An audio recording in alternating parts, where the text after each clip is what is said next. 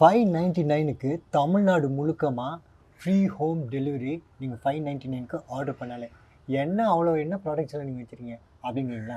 நம்மக்கிட்ட காட்டு தேன் இருக்குது, டீ அசாம் பிளெண்ட் இருக்குது, நீலகிரி பிளெண்ட் இருக்குது, மசாலா டீ இருக்குது, அதுக்கப்புறம் இடித்த சாம்பார் மசாலா ஐட்டத்தில் ஏராளமான ப்ராடக்ட்ஸ் இருக்குது. இந்த நம்பருக்கு கிளிக் பண்ணி பார்த்து ஆர்டர் பண்ணுங்கள். ஃப்ரீயாக டெலிவரி எடுத்துக்கோங்க. எல்லாருக்கும் எல்லாருக்கும் வணக்கம். இன்னைக்கு நம்ம பழைய அரிசியில எப்படி புது அரிசியா மாத்த போறது பார்க்க போறோம். அரிசியா சாதமா? சாதம்.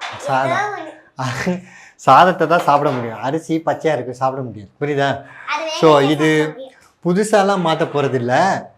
இதை எப்படி ஒரு மொறு தோசையாக ஆக்க போகிறோன்னா, பழைய சாதம் மட்டும் இல்லை, மத்தியானம் வடிச்சிருந்த சாதமாக இருந்தாலும் நீங்கள் ஒரு சூப்பராக இந்த ரெசிபிக்கு நீங்கள் யூஸ் பண்ணிக்க முடியும். நான் 1 டம்ளருக்கு நான் பழைய சாதம் வச்சுக்கிறேன், அதை நான் இந்த பவுலில் சேர்த்துக்கிறேன். அதே டம்ளருக்கு நான் 1 டம்ளர் நல்ல கெட்டியான தயிரையும் நான் சேர்த்துக்கிறேன்.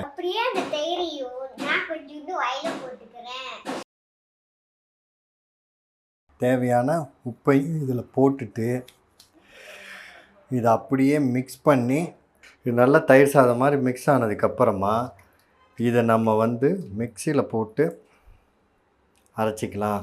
நான் பவுலில் போட்டு இதெல்லாம் போட்டு மிக்ஸ் பண்ணுறேன், இல்லை டைரெக்டாக மிக்சியில் போட்டு இது நீங்கள் பண்ண முடியும். நான் தெளிவாக காட்டுறதுக்காட்டி பவுலில் போட்டிருக்கேன். ஸோ இதை போட்டு இந்த பியூரேவை அப்படியே எடுத்து நம்ம இதில் ஊற்றிக்கணும். ஊற்றிட்டு 1 டம்ளர் ரவை, 1 டம்ளர் அரிசி மாவு போட்டு இதை நல்லா மிக்ஸ் பண்ணிக்கலாம். மிக்ஸ் பண்ணிக்கும்போது தண்ணியை நம்ம தான் பார்த்து ஊற்றிக்கணும். ஒரு 3/4 டம்ளர் தண்ணியை நான் இதில் ஊற்றிக்கிறேன். அப்படியே நம்ம இதுக்கப்புறம் என்ன பண்ணலாம், விஸ்க் எடுத்து மிக்ஸ் பண்ணால் ரொம்ப ஈஸியாக இருக்கும். ஏற்கனவே நம்ம உப்பு போட்டிருக்கோம், ஸோ அது அந்த சாதத்துக்கு வரைக்கும் தான் போட்டிருந்தோம். ஸோ மிச்சம் இருக்கும். போட்ட ரவைக்கும் அரிசி மாவுக்கும் நான் இப்போது உப்பு போட்டுக்கிறேன். போட்டு நல்ல ஒரு மிக்ஸ். ஊற வைக்க தேவையில்லை, எதுவும் பண்ண தேவையில்லை. இது அப்படியே இப்போது தோசை ஊற்றுறதுக்கு ரெடி. மிக்ஸ் பண்ணியாச்சு. சூப்பராக ஊற்றிடலாண்டா, கன்ஃபார்மாக வரும். பழைய சாதத்துலேயோ இல்லை மீதமான சாதத்துலேயோ செஞ்ச மாதிரி இது கன்ஃபார்மாக இருக்காது. நாம் எப்போதும் ஊற்றுற மாதிரி தோசையை ஊற்ற வேண்டியது தான்.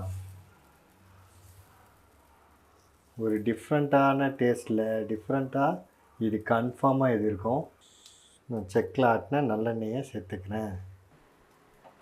ஒரு சரியான கிறிஸ்பியாக தோசை சூப்பர் ரெடி ஆகிடும்.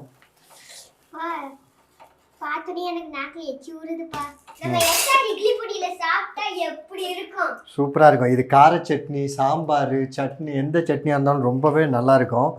இந்த மாதிரி கிட்ஸுக்கெல்லாம் ரொம்ப ரொம்ப இவங்களுக்கெல்லாம் வெறுமையாக சாப்பிடுவான். இதை என்னடா சூடாக இருக்கு பாச்சாவு. பைட்டிங்காக சூப்பராக இருக்கா? கிறிஸ்பியாக இருக்கா?